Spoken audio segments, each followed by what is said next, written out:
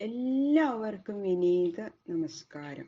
ശ്രീമദ് ഭാഗവതം ദശമസ്കന്ധം അധ്യായം 3 ശ്ലോകം 19, 20, 21, 22, 23 5 ശ്ലോകങ്ങൾ ഇന്ന് നമുക്ക് നോക്കാം. വസുദേവരുടെ സ്തുതി തുടരുന്നു.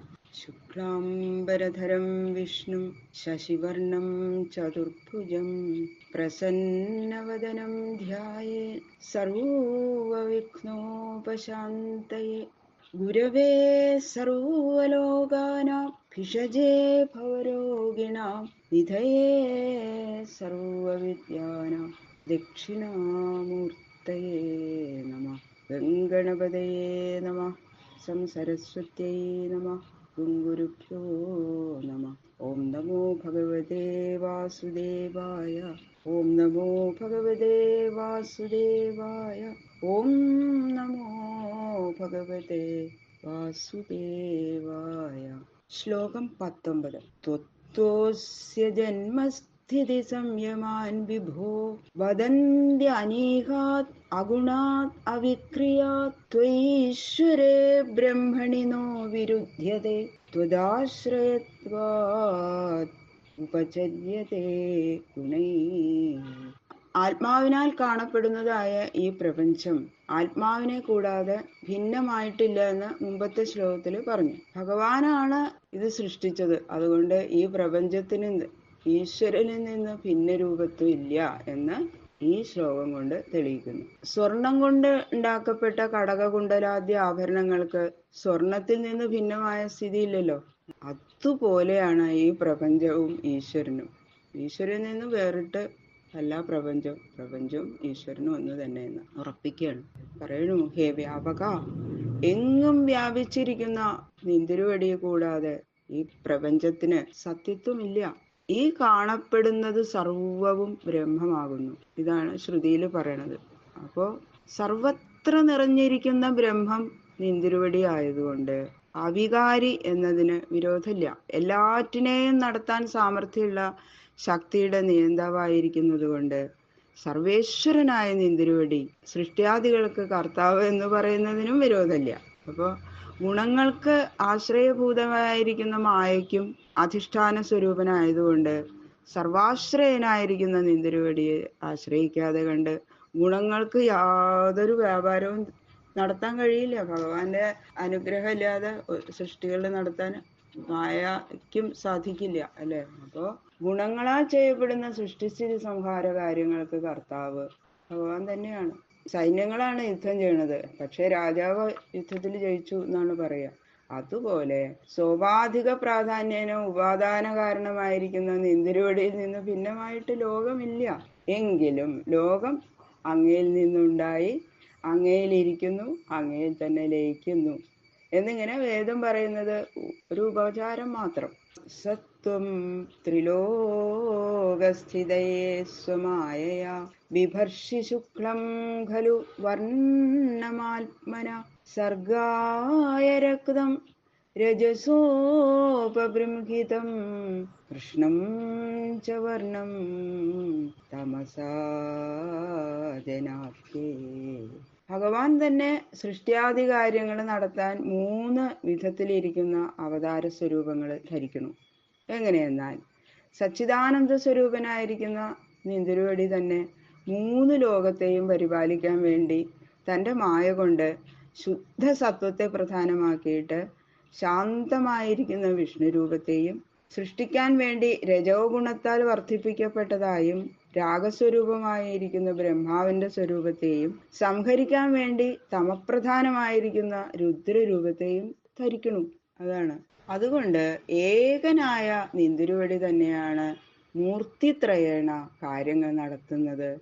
അങ്ങയിൽ നിന്ന് ഭിന്നമായിട്ട് ബ്രഹ്മാദികൾക്ക് സ്ഥിതിയില്ല എന്നാണ് വസുദേവരുടെ സ്തുതിയിൽ പറയുന്നത്. ത്വമസ്യ ലോകസ്യ വിഭോരിരക്ഷിഷുർ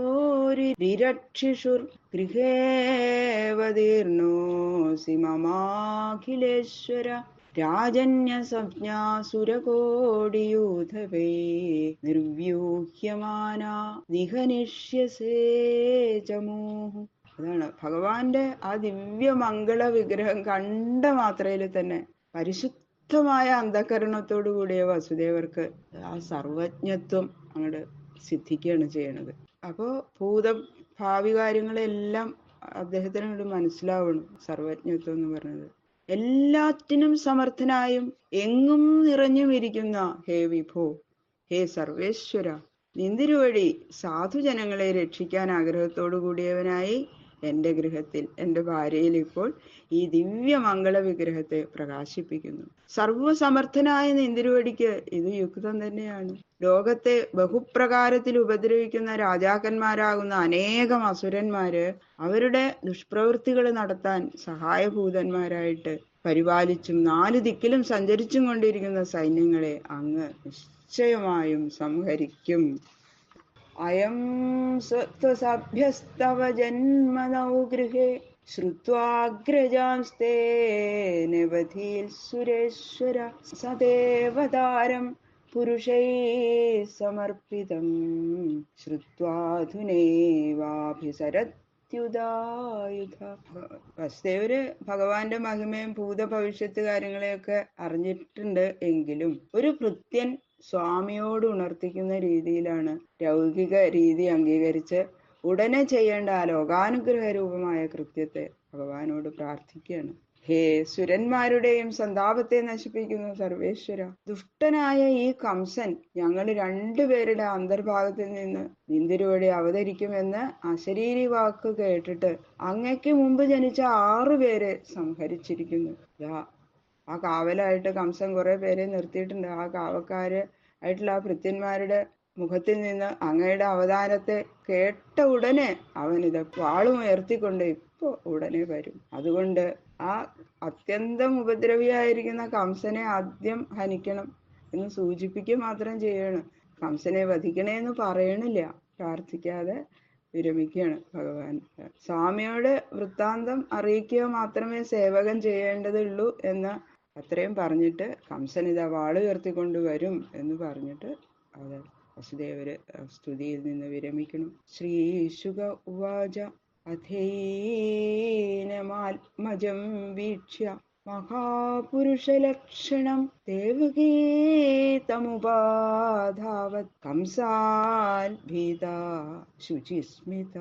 ശ്രീശുഖബ്രഹ്മർഷി പറയണു, വസുദേവര് സ്തുതിച്ചതിന്റെ ശേഷം കിരീടം, മകരകുണ്ടലം, 4 കൈകൾ മുതലായ ലക്ഷണങ്ങൾ കൊണ്ട് മഹാപുരുഷനായ വിഷ്ണു തന്റെ പുത്രനായിട്ട് അവതരിച്ചിരിക്കണു എന്നറിഞ്ഞ ദേവകി ഇതുവരെ ആ കംസരിൽ നിന്നുള്ള ഭയത്തോടു കൂടിയവളായിരുന്നു. എങ്കിലും ഇതങ്ങോട്ട് കണ്ടപ്പോ ഭഗവാന് ഇതാ അവതരിച്ചിരിക്കുന്നത് ഭഗവാൻ തന്നെയാണ് എന്റെ പുത്രനായിട്ട് എന്ന് പറഞ്ഞു. ആ ഭയമൊക്കെ അങ്ങോട്ട് പോയി എന്ന് ദേവകി ദേവിക്ക്. അങ്ങനെ ആ സന്തോഷത്തെ സൂചിപ്പിക്കുന്ന മന്ദഹാസം ചെയ്തുകൊണ്ട് ദേവകി ദേവി ഭഗവാനെ സ്തുതിക്കാൻ ആരംഭിക്കണം. ദേവകി ദേവിയുടെ സ്തുതി നമുക്ക് നാളെ ശ്രവിക്കാം. സർവത്ര ഗോവിന്ദനാമ സങ്കീർത്തനം ഗോവിന്ദ ഗോവിന്ദ.